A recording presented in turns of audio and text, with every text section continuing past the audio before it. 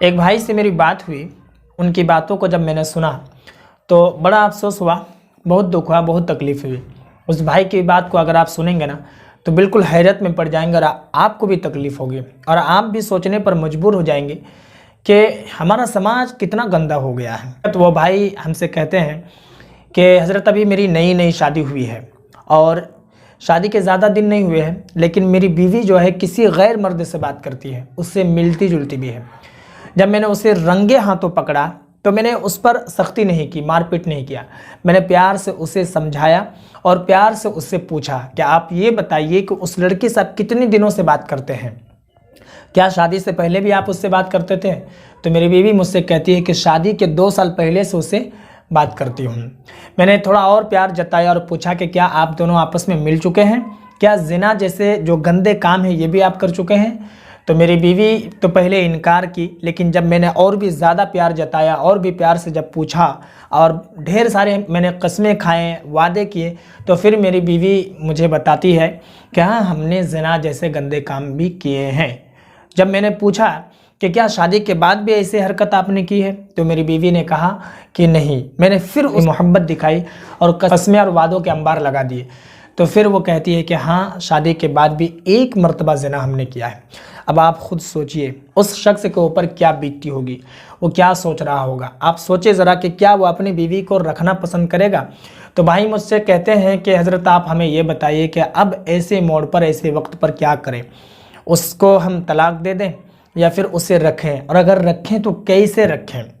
तो इसी के बारे में आपको बताने वाला हूं। तो उससे पहले एक बात और बता दूं कि जो शादीशुदा लोग हैं, देखिए पहले के लोगों में क्या होता था कि वफ़ादारी हुआ करती थी, और पहले के लोगों में क्या होता था कि इस तरीके से गंदे हरकत नहीं किया करते थे। यानी कि ये जो मिलजुल है, प्यार मोहब्बत है, बातचीत है, ये तमाम चीज़ें नहीं हुआ करती थी। अगर हुआ भी करती थी तो बिल्कुल ना के बराबर, 100 में शायद 1 या 2% होगा। लेकिन आज के दौरे हाजिर में जब से ये मोबाइल निकल गया है, ये फिल्म वगैरह जो मूवी वगैरह आने लगी है, इसके अलावा जो सोशल मीडिया का ज़माना हो गया, तो लोग बिल्कुल हाथ से निकल गए। हमारे जो बच्चे हैं ना, बिल्कुल हाथ से निकल गए। तो देखिए बड़ा अजीब व गरीब मामला है। तो इसका हल मैं आपको बताऊंगा कि आप क्या कर सकते हैं और क्या करेंगे और आपके लिए क्या बेहतर है। इसके अलावा मैं आपको और बता दूं कि हालांकि भाई से तो मेरी आज बात हुई, लेकिन हुआ क्या है कि इससे पहले भी कुछ लोग मुझे कमेंट किए थे व्हाट्सएप पर, पर्सनल नंबर लेकर मुझे मैसेज भी किया, तो उन्होंने भी इस तरीके से बात कही थी कि हज़रत ऐसा ऐसा मामला है। तो एक बात मैं आपको बता दूं कि देखिए, जब आप रिश्ता लगाते हैं, यानी कि किसी के साथ आप रिश्ता जोड़ते हैं, आप निकाह करेंगे, तो बेहतर ये है कि किसी के ज़रिए से ना उस लड़की से पूछ लें आप, या फिर अगर किसी लड़की का रिश्ता लगाते हैं, यानी अपनी बेटी का रिश्ता लगाते हैं, तो किसी के ज़रिए से आप उससे पूछ लें कि कोई ऐसा चक्कर तो नहीं है। इसमें होगा क्या कि आपको तसफ़्फ़ी मिल जाएगी और सुकून की ज़िंदगी गुजरेगी आपकी। क्योंकि देखिए शादी के बाद कोई भी मर्द ये नहीं चाहेगा कि मेरी बीवी किसी और के बिस्तर की जीनत बने या फिर किसी गैर मर्द से बात करे, या फिर कोई भी औरत ये नहीं चाहेगी कि मेरा शोहर, मेरा हस्बैंड किसी और गैर लड़की के साथ बातचीत करे या फिर अपने बिस्तर पर उसे सुलाए। ये कोई नहीं चाहेगा। दर हकीकत हर एक शख्स चाहता है कि जो मेरी रहे वो सिर्फ मेरी ही रहे, किसी और की ना रहे।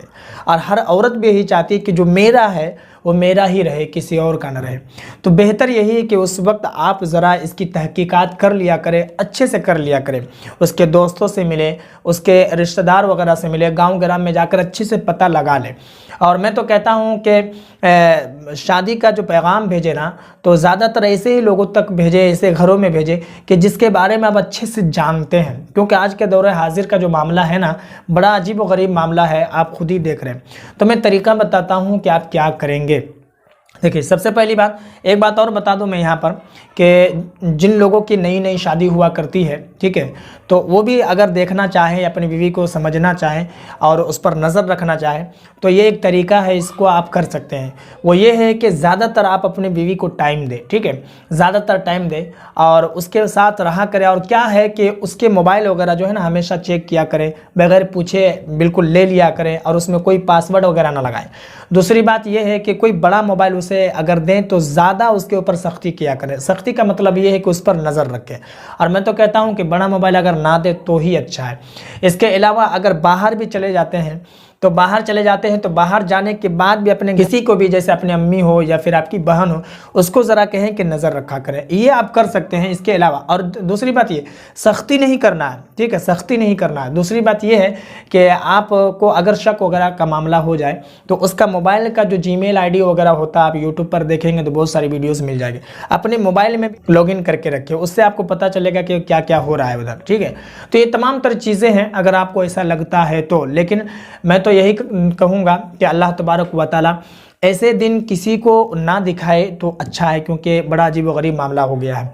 तो देखिए भाई, मैं आपको बताऊं, आपकी बात सुन करके मैं बड़ा हैरान परेशान हो गया हूं। और मैं तो भाइयों से यही कहूँगा कि, और बहनों से भी यही कहूँगा कि अगर कहीं रिश्ता वगैरह आपका लगता है या घर वाले लगाते हैं तो इसकी तहकीक आप ज़रूर कर लिया करेंगे कि किसी का चक्कर तो नहीं है किसी के साथ, वरना फिर बाद में यही मामला हो जाएगा। तो देखिए, मैं आपको बताऊँ कि अल्लाह तबारक व तआला गफूरुर रहीम है। हम बंदे कितने गुनाह करते हैं फिर भी अल्लाह तबारक व तआला हमें माफ़ कर देता है। तो अल्लाह तबारक व तआला आगे ये भी इरशाद फरमाता है कि मेरे बंदे ज़मीन वालों पर रहम करेंगे और मैं अपने बंदों पर रहम करूँगा, यानी कि तुम ज़मीन वालों पर रहम करो, मैं तुम पर रहम करूँगा। तो आप ये कीजिए कि आपकी जो बीवी है उनकी तमाम गलतियों को माफ़ कर दें, ठीक है। देखिए, जो होने का था वो तो हो गया, आप उनकी तमाम गलतियों को माफ़ कर दें, यही सोचकर कि हम भी बहुत बड़े गुनाहगार हैं और अल्लाह तबारक व तआला हो सकता है कि मेरी इसी अदा को पसंद करे और इसी अदा के बदले में मेरी तमाम गुनाहों को माफ़ कर दे। क्योंकि मरने के बाद जो सख्ती होने वाली है, जो अज़ाब क़ब्र होने वाला है, उसको हम बर्दाश्त करने के काबिल नहीं है, उसको हम बर्दाश्त नहीं कर सकते हैं। तो आप यही सोचकर अल्लाह तबारक व तआला की बारगाह में दुआ करें कि मौला हमने इसे माफ़ कर दिया, और अपनी बीवी को कहें कि हमने माफ़ कर दिया, अब खुशहाली के साथ ज़िंदगी गुजारिए और जो हो गया सो हो गया, अब उससे बातचीत नहीं करना है, उससे मिलना जुलना नहीं है। दूसरी बात यह है कि निकाह से पहले की जो मोहब्बत होती है वो हराम मोहब्बत होती है। दर हकीकत शैतान का भी उसमें बहुत ज़्यादा हाथ होता है। जो आदमी है वो ना चाहते हुए भी ऐसे ऐसे गुनाह कर बैठता है जो वो कभी नहीं चाहता है, ठीक है। तो शादी के बाद होता क्या है कि वो हलाल मोहब्बत है। तो अल्लाह तबारक व तआला की बारगाह में आप दुआ करें कि आप दोनों के दिल में फिर से जो मोहब्बत थी वो फिर से मोहब्बत बेदार हो जाए और एक दूसरे से बेपनाह मोहब्बत करें, इस तरीके की दुआएं करें और मिलजुल कर रहें, ठीक है। आप यही सोचें कि अल्लाह तबारक व तआला हमारी इसी अदा को पसंद कर ले और हमारे तमाम गुनाहों को माफ़ कर दे, यही सोचकर आप माफ़ कर दे। और मैं भी आपके लिए दुआ करूंगा कि अल्लाह तबारक व तआला आपके दिल में, आप दोनों के दिल में एक दूसरे के लिए मोहब्बत पैदा फरमाएं। अब बाकी जो लोग मेरी वीडियोस को देख रहे हैं, मैं उन लोगों से भी गुजारिश करूंगा कि आप लोग भी भाई के लिए दुआ करें कि अल्लाह तबारक व तआला भाई और इनकी अहलिया जो है दोनों के दिल में एक दूसरे के लिए मोहब्बत पैदा फरमा दे। मैं उम्मीद करता हूँ कि मेरी बात आपको समझ में आ गई होगी। इस वीडियो को जितना हो सके लोगों में ज़रूर शेयर कर दें, और बाकी अगर आपके मन में कोई और सवाल हो तो आप कमेंट पर ज़रूर बताएँ।